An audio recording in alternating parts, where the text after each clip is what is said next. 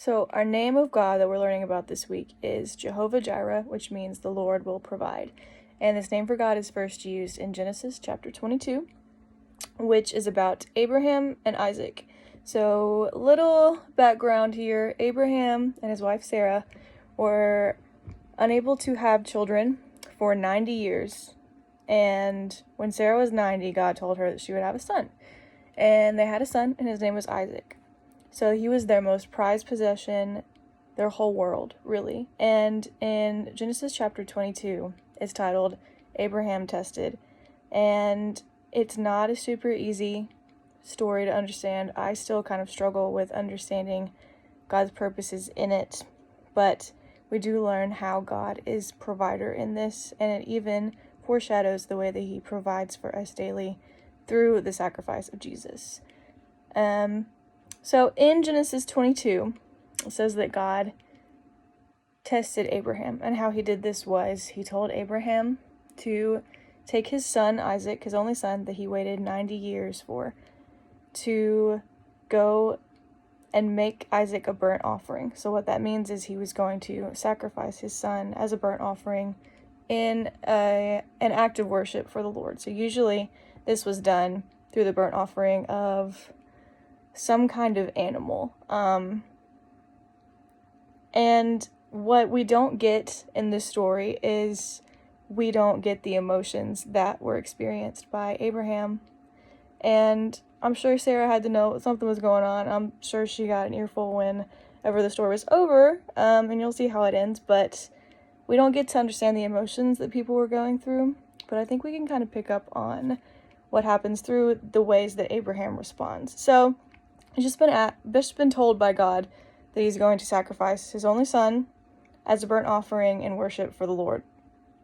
And when he sets out with Isaac to go do this, he tells his servants to stay where they were while they were traveling with the donkey, and he says that they will worship and then they will come back to him. So from the beginning, Abraham had confidence that Isaac was still going to be alive at the end of this day, that he wouldn't end up sacrificing his son, even though he knew what he had been asked to do. He knew that God would provide a way, because he had provided a way for Isaac to be born in the first place, and he had told Abraham a long time before this that he would have the nations would come after, like, his presence on the earth. So Isaac would also be the father of many nations. So he goes on about setting up the sacrifice to prepare, and long story short,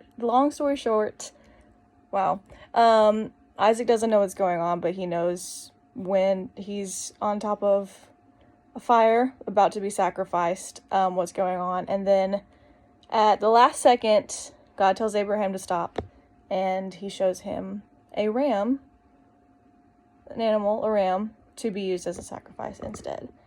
And he says, "Now I know that you fear God, because you have not withheld from me your son, your only son." And so after this, Abraham names this place the Lord will provide, which is Jehovah-Jireh, the first example we have of God being called that. So this story is a lot. It's a lot to take in. It's a hard one to talk about. It's a hard one to understand, but it is important, because in it we see bold faith that Abraham had. He trusted God. He trusted God's promises that many nations would come after him through his son Isaac.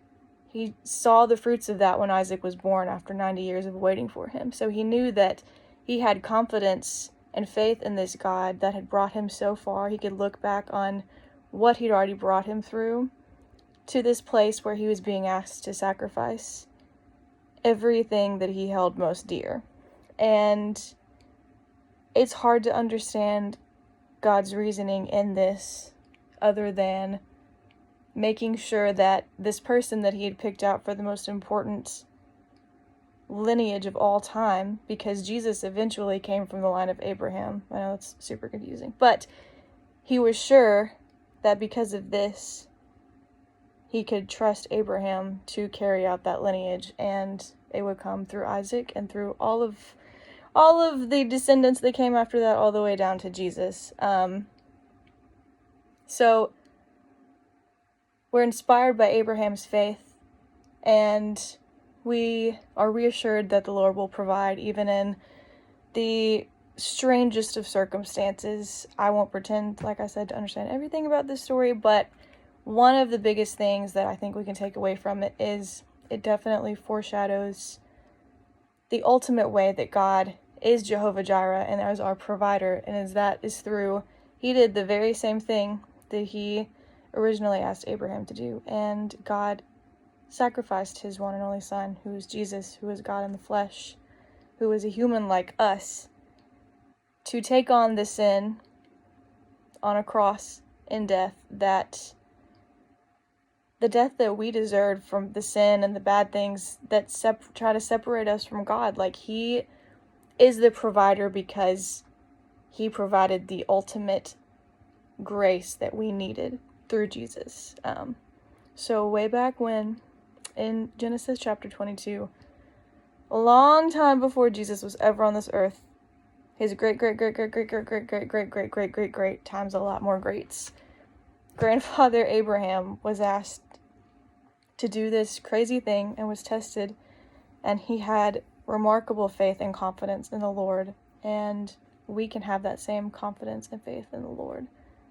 But don't think God's going to ask us to do quite the same things that he asked of Abraham, but know that in your circumstances, God is already your provider. God's already provided a way to God, to what we need most in life. And God will provide every day in ways that you don't always expect. So my challenge to you this week, if you're still watching, I know it's long, but I wanted to go more in depth than just telling you the story and being like, oh, that's interesting. My challenge to you this week is to look back a little bit on your life and see if you can recognize times where God was your provider in ways that you didn't expect. It could be through a needed relationship. It could be a financial thing. It could be an opportunity that you really needed and you didn't know that you needed. But just think about that, because God has provided, and God is providing all around us. God is our Jehovah-Jireh.